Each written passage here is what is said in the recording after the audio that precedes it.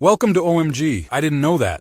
Today we're diving into the Cold War, a time when the world's two superpowers, the United States and the Soviet Union, stood on the brink of disaster.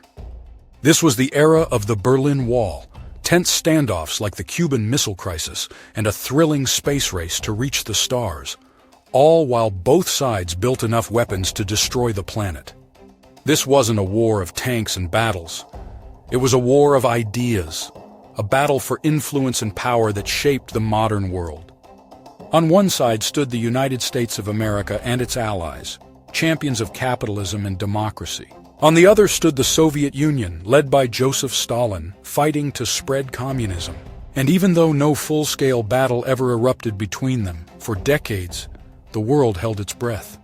Wait, so they never actually fought each other? How can that be a war? That's a great question. You see, Emma, instead of direct fighting, these two sides competed in every other way imaginable. Politics, technology, spying, and even trying to pull other countries onto their side. That constant tension is what we call the Cold War. When World War II ended in 1945, you might think the world would be united in relief. After all, the Allies, Britain, the United States, and the Soviet Union, had just defeated Nazi Germany together. For a moment, it seemed like they were friends. But almost as soon as the war was over, cracks began to appear.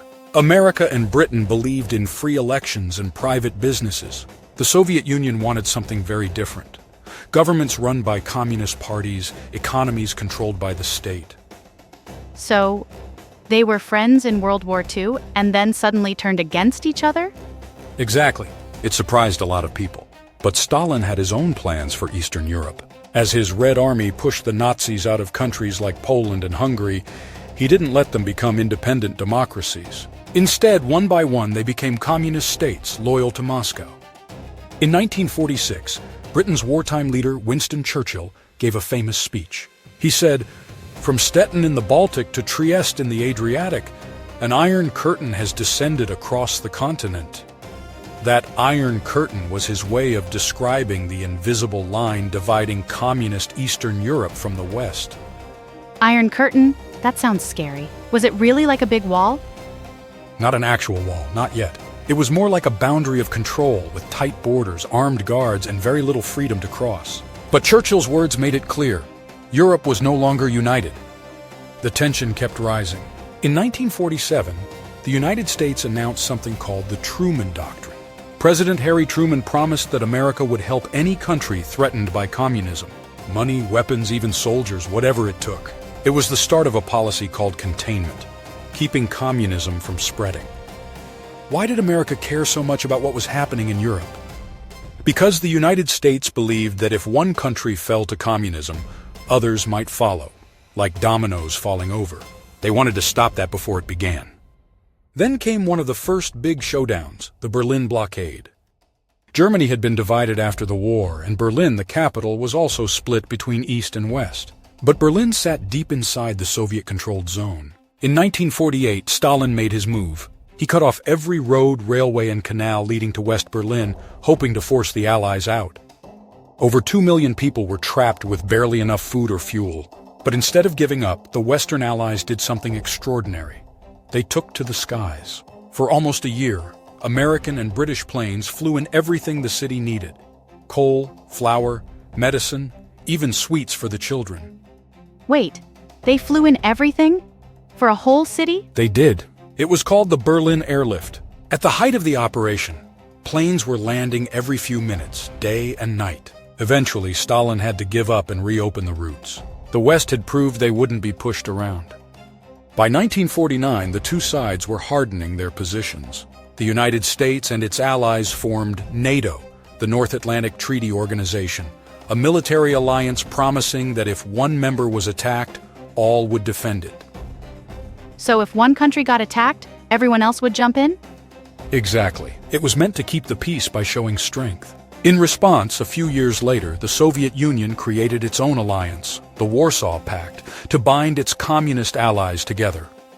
And so, by the end of the 1940s, the world was no longer just recovering from war. It was dividing into two hostile camps, each suspicious of the other, each convinced it was right. The stage was set for decades of rivalry, shadowed by the threat of a war that everyone hoped would never come. Wow. I never knew how quickly everything changed after World War II. It's like the world went from peace to tension overnight. That's exactly how it felt, Emma. The Cold War had begun, and for ordinary people, life would never feel quite certain again. By the early 1950s, the tension between East and West was no longer just speeches and promises. It began to spill into real conflicts, just not directly between the United States and the Soviet Union. One of the first major flashpoints was the Korean War. After World War II, Korea had been split in two. The North, backed by the Soviets and later China, and the South, supported by the USA and the United Nations. In 1950, North Korean forces poured across the border, trying to unite the country under communism. For 3 years, fierce battles raged. American, British, and other UN troops fought alongside South Koreans, while Chinese forces joined the North. Millions of civilians were caught in the middle. By 1953, a ceasefire was agreed, but the border remained, just as tense as ever. Wait, so the Cold War didn't stay cold in Korea? They actually fought there? That's right. It was what historians call a proxy war, a war fought by allies and clients, while the superpowers avoided direct conflict. And it wouldn't be the last time. Back in Europe and America, something else was happening, an arms race. Both the USA and the USSR were building nuclear weapons, more powerful and more numerous every year. By the mid-1950s, they each had enough bombs to destroy entire cities many times over. It created a terrifying balance. Both sides knew that if one launched an attack, the other could retaliate and cause mutual destruction. This policy became known as MAD, Mutually Assured Destruction. That sounds insane. So they didn't use the weapons because they were too powerful? Exactly. The very horror of those weapons kept them locked away. But the fear of them shaped everyday life.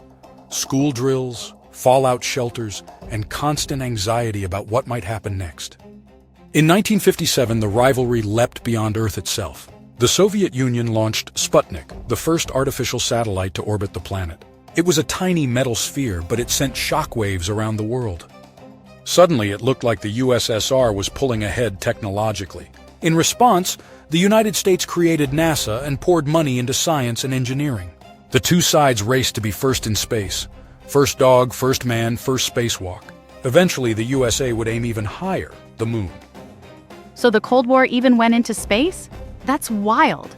It really was. Every achievement up there became a symbol of which system, communism or capitalism, was winning. Back on Earth, one city became the very symbol of the Cold War, Berlin. Even after the Berlin blockade years earlier, thousands of East Germans kept slipping across the border into the democratic West, searching for freedom and opportunity. In 1961, the East German government decided to stop it. Almost overnight, barbed wire and concrete barriers went up, slicing through streets and even separating families. The Berlin Wall was born. Guard towers, armed patrols, and the dreaded secret police, the Stasi, kept watch day and night. And people still tried to escape even with that huge wall? Yes, some dug tunnels, some hid in cars, others risked their lives with daring jumps from buildings or homemade flying machines. Many succeeded. Some were tragically caught or killed. The wall became a grim reminder of just how far a government would go to keep its people in. Then in 1962, came the moment when the Cold War came frighteningly close to turning hot, the Cuban Missile Crisis. The Soviet Union secretly shipped nuclear missiles to Cuba, just 90 miles from the American coast. When U.S. spy planes discovered them, President John F. Kennedy demanded their removal. For 13 tense days, the world watched as ships sailed, messages flew between Washington and Moscow, and military forces went on high alert. Wait, they almost started a nuclear war over missiles in Cuba? They did. Many thought it was the most dangerous moment in human history. But after secret negotiations, Soviet leader Nikita Khrushchev agreed to remove the missiles, and Kennedy promised not to invade Cuba. The crisis ended peacefully, but everyone knew how close disaster had come. In just over a decade, the Cold War had escalated from political tension to real battles in Korea, a terrifying nuclear arms race, a race to dominate space, and stark physical barriers like the Berlin Wall. For millions around the world, life felt like living on a tightrope, one misstep from catastrophe. I can't believe how much happened so quickly. It's like the whole world was holding its breath. That's exactly how it felt. The Cold War was no longer just an idea. It was shaping every corner of the globe, from the streets of Berlin to the skies above. By the late 1960s and early 1970s, after years of constant fear and escalating arms, both superpowers began to realize something important. If they kept going, if they kept building more and more weapons, the risk of disaster would only grow. So they started talking. This period became known as détente, a French word meaning relaxation. In 1972, American President Richard Nixon and Soviet leader Leonid Brezhnev signed an agreement called SALT I, the Strategic Arms Limitation Treaty. It didn't end the arms race completely, but it placed limits on certain nuclear weapons and opened doors to better communication. Leaders on both sides began visiting each other's countries, shaking hands for the cameras, and giving speeches about peace. So, were they finally friends again? Not quite. There was still deep mistrust, and both sides kept building up their forces in secret. But détente was a step back from the edge, a chance for the world to breathe for a moment. That fragile peace didn't last forever. In 1979, the Soviet Union sent its army into Afghanistan, trying to prop up a communist government there. To the west, it looked like the USSR was trying to expand its influence once again. The United States, led by President Jimmy Carter, was furious. They sent weapons and support to Afghan fighters called the Mujahideen, and in protest, organized a boycott of the 1980 Moscow Olympics. Suddenly, the old tensions were back in full force. Wait, even the Olympics got caught up in the Cold War? They did. Sports had become another battlefield. And 4 years later, the Soviet Union and many of its allies boycotted the 1984 Los Angeles Olympics in return. But change was on the horizon. In 1985, a new leader rose to power in the Soviet Union, Mikhail Gorbachev. Unlike his predecessors, Gorbachev was young, energetic, and willing to try bold new ideas. He introduced glasnost, which meant more openness and freedom of speech, and perestroika, a plan to restructure the struggling Soviet economy. Wait, the Soviet Union allowed freedom of speech? That must have been a huge change. It was. People began openly criticizing their government. Newspapers started printing things that would have been banned before, and reformers began imagining a different future. But those changes also revealed just how unhappy many people in Eastern Europe had become. By the late 1980s, protests were spreading through countries like Poland, Hungary, and Czechoslovakia. In East Germany, people began marching in the streets, demanding freedom and the right to travel to the West. The government tried to hold firm, but the pressure was overwhelming. On a cold night in November 1989, East German authorities announced that people could finally cross freely into West Berlin. Crowds rushed to the checkpoints, climbing onto the concrete, swinging hammers and chisels, and breaking apart the symbol of division. The Berlin Wall, the barrier that had separated families and lives for decades, was coming down. Wow, so people actually tore it down themselves? They did. There were celebrations in the streets, music, champagne, strangers hugging each other on top of the crumbling wall. It was one of the most powerful images of the 20th century. But the change didn't stop there. One by one, communist governments across Eastern Europe fell. And in 1991, the Soviet Union itself collapsed. Gorbachev resigned, and the USSR broke apart into independent nations. The Cold War, the long, tense standoff that had shaped half a century, was over. So after decades of fear and rivalry, it just ended like that? It might feel sudden, but those decades of pressure, reform, and protest finally reached a breaking point. The superpowers didn't fight a final battle. Instead, one side simply couldn't keep going. The legacy of the Cold War is still with us. NATO still exists.